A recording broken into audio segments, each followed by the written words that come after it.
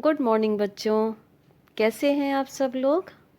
बच्चों, पेड़ पौधों का हमारे जीवन में बहुत महत्व होता है। ये हमारे वातावरण से कार्बन डाइऑक्साइड को अवशोषित करते हैं और बदले में हमें शुद्ध ऑक्सीजन देते हैं। और पेड़ पौधे हमारे भोजन का मुख्य स्रोत होते हैं। इनसे हमें खाने के लिए अनाज, फल, सब्जी, मसाले प्राप्त होते हैं। तो बच्चों, ये फल, सब्जी, अनाज क्या होते हैं? ये पौधे के कौन से भाग हैं? आइए इसके बारे में आज हम लोग पढ़ते हैं। सबसे पहले हम लोग देखते हैं कि पौधे के दो मुख्य भाग होते हैं। एक वो जो मिट्टी के नीचे होता है, जिसको हम लोग जड़ तंत्र कहते हैं, और दूसरा वो जो कि मिट्टी के ऊपर होता है, जिसे हम लोग प्ररोह तंत्र कहते हैं। प्ररोह तंत्र में तना, पत्तियाँ, फूल और फल आते हैं। जैसा कि हम लोगों ने लास्ट क्लास में पढ़ा था कि पौधे अपना भोजन स्वयं बनाते हैं, जिसे प्रकाश संश्लेषण कहते हैं। इस भोजन के कुछ भाग को पौधे अपनी वृद्धि के लिए इस्तेमाल करते हैं और बाकी बचे हुए भोजन को वो स्टोर कर लेते हैं। लेकिन कहाँ स्टोर करते हैं? उनके पास तो हमारी तरह कोई भंडार गृह नहीं होता, ना ही उनके पास कोई फ्रिज होती है।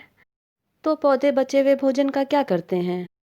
पौधे अपने बचे हुए भोजन को या अतिरिक्त भोजन को अपने विभिन्न हिस्सों में ही संग्रहित कर लेते हैं। जैसे कुछ पौधे अपने अतिरिक्त भोजन को जड़ में, कुछ तने में, कुछ फल में और कुछ फूल में संग्रहित कर लेते हैं, और भविष्य में जब उनको ज़रूरत होती है तो वो अपने संग्रहित भोजन का इस्तेमाल करते हैं। पेड़ पौधों में ये संग्रहित भोजन ही हमारे भोजन का मुख्य स्रोत होता है। बच्चों, आप लोगों ने गाजर तो खाई होगी। आपको पता है गाजर पौधे का कौन सा भाग होता है? गाजर पौधे की जड़ होती है। उसी तरह से मूली, शलजम, चुकंदर ये सभी पौधों की जड़ें होती हैं। ये सभी जड़ें अन्य जड़ों से कुछ अलग तरह की होती हैं। देखिए, ये सब आपको फूली हुई दिख रही है ना? अलग अलग तरह से ये फूली हुई हैं। कोई जड़ ऊपर से फूली है, कोई बीच में फूली है। ये फूली हुई क्यों हैं? क्योंकि पौधे अपना अतिरिक्त भोजन इन जड़ों में संग्रहित करते हैं, जिससे कि ये फूल जाती हैं।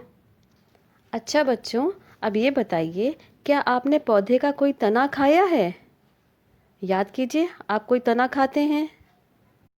हाँ बच्चों, आप गन्ना खाते हैं। गन्ना पौधे का तना होता है और गन्ने के रस से ही चीनी बनती है। इसके अलावा आप कोई तना खाते हैं पौधों का? कुछ पौधे अपना अतिरिक्त भोजन अपने तनों में संग्रहित कर लेते हैं, जैसे आलू। आलू पौधे का भूमिगत तना है, यानी मिट्टी के अंदर रहता है, और भोजन संग्रह करने की वजह से आलू मोटा हो जाता है। इसके अलावा अदरक, हल्दी, घुइयाँ, प्याज, लहसुन ये सब भी पौधे के भूमिगत तने हैं। हम लोग अपने भोजन के लिए पौधों के पत्तों पर भी निर्भर करते हैं। जैसे हमारे भोजन में पालक, धनिया, पुदीना, पत्ता गोभी ये सब पौधे के पत्ते होते हैं। अच्छा बच्चों, आप लोग चाय तो पीते ही होंगे। कभी आपने सोचा है कि चाय में पड़ने वाले ये भूरे काले दाने कहाँ से मिलते हैं हमको? ये हमें चाय के पेड़ की पत्तियों से ही प्राप्त होते हैं। इसी तरह से हम लोग कुछ फूलों पर भी निर्भर होते हैं। कुछ फूल हमारे भोजन का हिस्सा होते हैं, जैसे गोभी का फूल, ब्रोकली, ये पौधे के फूल होते हैं और इन्हें हम अपने भोजन में इस्तेमाल करते हैं।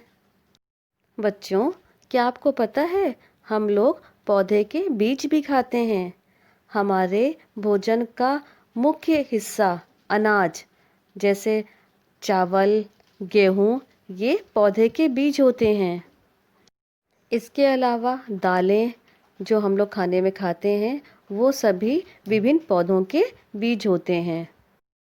मिठाइयों में या खीर में पड़ने वाले मेवे जैसे काजू, पिस्ता, बादाम या और भी तरह के मेवे, ये सभी पौधों के बीज होते हैं। हमारे खाने में पड़ने वाले मसाले जैसे सौंफ, ज़ीरा, लौंग, इलायची, सूखी धनिया, ये सभी पौधों के विभिन्न भाग होते हैं। तो बच्चों, हम लोगों ने देखा कि पेड़ पौधों का विभिन्न हिस्सों में संग्रहित भोजन पेड़ पौधों के तो काम आता ही है। वे अपनी जैविक क्रियाओं के लिए और अपनी वृद्धि के लिए इन संग्रहित भोजन का इस्तेमाल करते हैं। इसके साथ साथ ये संग्रहित भोजन हमारे भोजन का मुख्य स्रोत होता है। ओके बच्चों, आज के लिए बस इतना ही। नेक्स्ट क्लास में फिर मिलेंगे। Till then, bye bye.